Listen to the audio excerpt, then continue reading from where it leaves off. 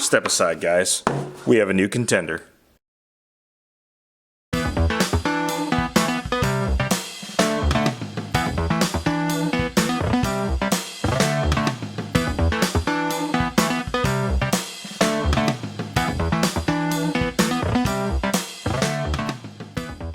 Hey, what's happening, YouTubers? We're back to brand new action figure review, and today we're going to take a look at the new Jazwares Izuku Midoriya figure, part of their newest line. It's the Total Anime line. Now, I'm so stoked to get this in because, as you may or may not know, I have done a couple of random ass size comparisons over the last couple of years, and it's always involving my Hero Academia characters, and I'm stoked to see another company tackle, another Deku figure.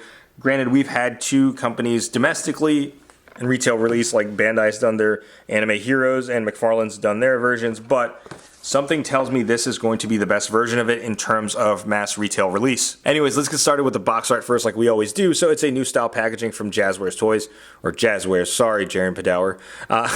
You see the imprint of Izuku Midoriya, you see the image of Deku right there. I'm just going to start drawing Deku instead of Izuku, sorry guys. You see the My Hero Academia logo, it's number 4 in the line.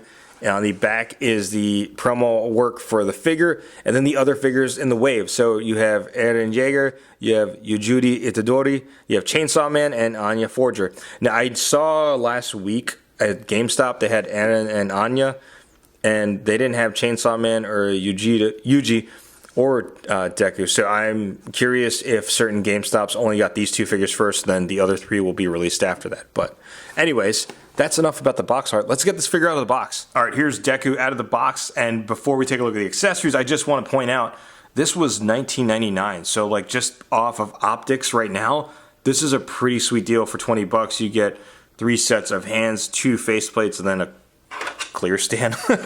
But I would say we're off to a good start with this line, with it being only $20 and you get all these accessories. And also to make mention, he comes with these effect pieces that go around his body. I'm going to go ahead and remove this for the sake of the review. But as I mentioned, he comes with 3 sets of hands. And the first set we're going to take a look at are a pair of open hands. Then he also has a pair of fisted hands. And the last set of hands we're going to take a look at, he's doing his signature Delaware smash where he uses his one-for-all power. And this is cool to see because I haven't really seen any other toy companies in terms of mass retail release and domestic lines make this type of hand sculpt.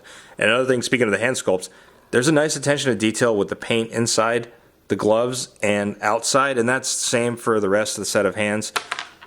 We'll do it live. Do it live! I'll write it and we'll do it live!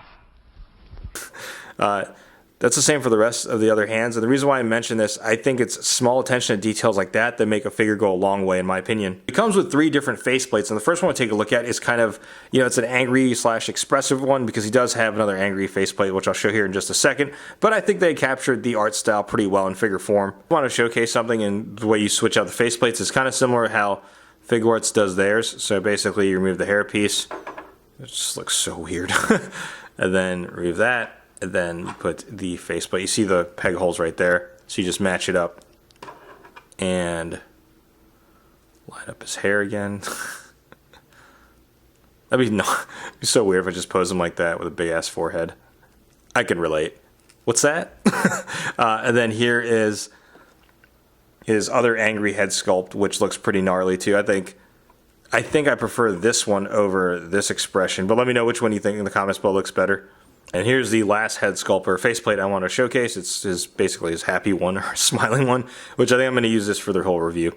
But yeah, overall, I think in terms of the head sculpts or faceplates, I should say, they definitely did a fantastic job with that. And it's cool to see sort of that import style engineering done on a retail figure. Take a look at the rest of the figure. This looks awesome. Just aesthetically, it looks like the figure pops straight from the anime.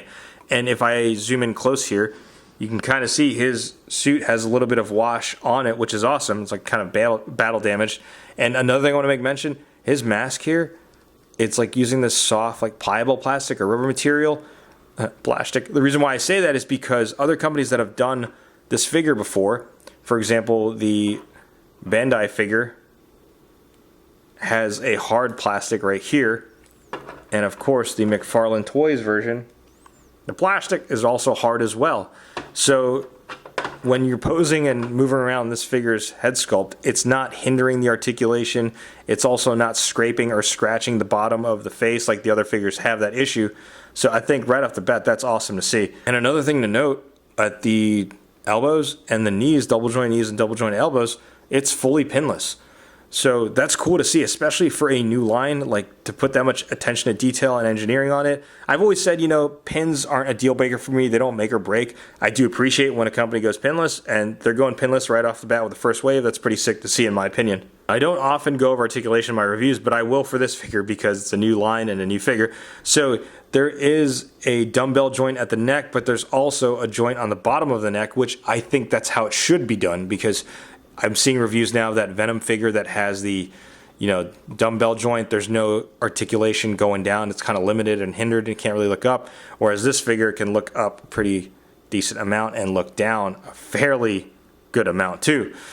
There's also a shoulder joint right here. It's kind of stiff, so you kind of have to use a little bit of force. You might have to heat it up even too. There's a bicep swivel. You get double jointed elbows, which get a nice range. There is a diaphragm joint which can look back a significant amount. You push it back too much though, you see the little hole right there. And then you can go forward a decent amount because there is a ball joint at the hip as well. So it's not too bad. It's okay. There is the leg that can extend out that far. He's got, like I mentioned, Jesus, stiff knees. I might have to heat it up or it's just going to break on camera. Alright, so I had to heat it up a little bit because the joint was stiff at the knees, but that's the full range of the knee, which isn't too bad. There's also a thigh swivel oh no, there's no thigh swivel, sorry. It's kind of like the same type of engineering that's on the Anime Heroes line. So there isn't a thigh cut. I thought there was a thigh cut, huh? So there's no thigh cut, but there is some thigh rotation.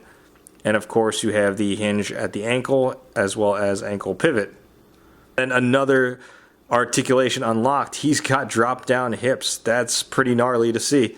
So, dang, drop down hips on a $20 figure. Nice. All right, now it's going to jump right into size comparisons. And first size comparison, here's the new Jazwares Izuku Midoriya standing next to some other Izuku Midoriya figures that have been released domestically.